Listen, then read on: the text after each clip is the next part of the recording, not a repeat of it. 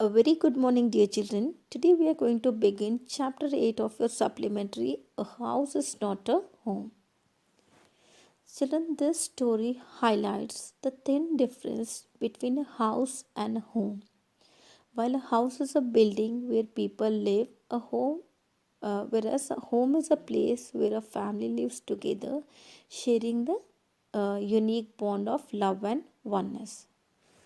So, in this story, the narrator's house gets destroyed by fire and he gets a new house.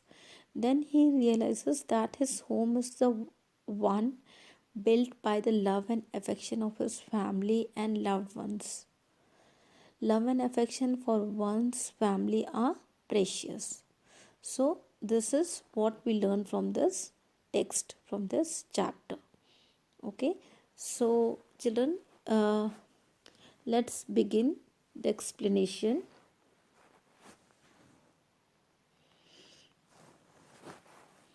Okay, so see, in this story, one afternoon, the author he just joined his high school after completing his junior high school. He just joined a high school and it was a very big school. The author felt very awkward during his first year of high school and he badly missed his old school. He very often went to meet his old teachers and they encouraged him to get involved in school activities. And one Sunday afternoon, not long after he had started high school, he was sitting at home doing his homework. So, when he was doing his homework, his little cat was sitting on the table, and there the author he spelled something strange. Then, what did he notice? He noticed smoke pouring it through the seams of the ceiling. It just spread everywhere, and soon the whole room was engulfed in flames. Okay, that means it was full of flames. And then the author and his mother came out of the room into the veranda, and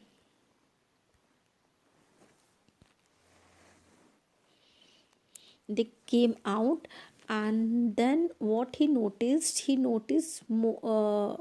when he came out of the room, author, what did he do? He just ran to the neighbors to call the fire brigade, and he saw his mother.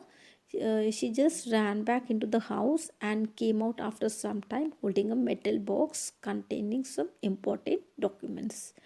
And when she brought the metal box, she just dropped the box in the lawn, and again she ran back into the house.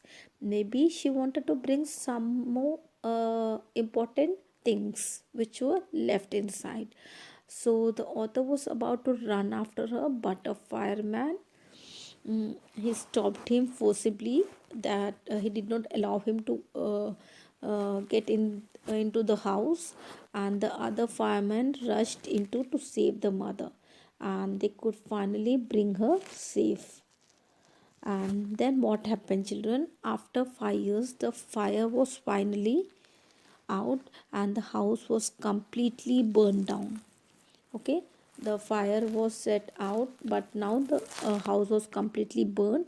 And now the author he realized that his cat was found nowhere, and he broke down in tears and cried and cried. Now he wanted to go inside the house, but the fireman did not let him to go inside that night. And then what happened? He just author and his mother just went to the author's grandparents house to spend that night, because now they had no house and they wanted to spend, where will they stay, so they just went to the grandparents to spend that night. So the next day, it was Monday, and the author was to go to school. And he was wearing the school uniform, but he had no shoes. He borrowed tennis shoes from his aunt. His school bag had burned in the fire, he thought that everything had been finished for him. He walked around the school like a zombie. So everything felt very surreal. Surreal means very strange. Okay, so everything felt very surreal, and he was not sure what was going to happen, and he was feeling very insecure. Author was feeling very insecure, and when he walked through what used to be his house after school that day, he was shocked to see how much damage there was. There was no time to grieve, and his mother rushed him out of the house. And they borrowed money from the author's grandparents. Then they rented an apartment nearby. And when the debris of their burned house was being cleared off, the author came there daily, hoping that the cat was somewhere to be found. Okay, and the news of the fire tragedy spread in the school, and the next day at school the people were acting even more strange than usual. Okay, so they had taken up a collection and had brought him school supplies, notebooks, and all kind of different clothes. They were also introducing themselves to the author very warmly, and the author made good friends that day. And children, a month later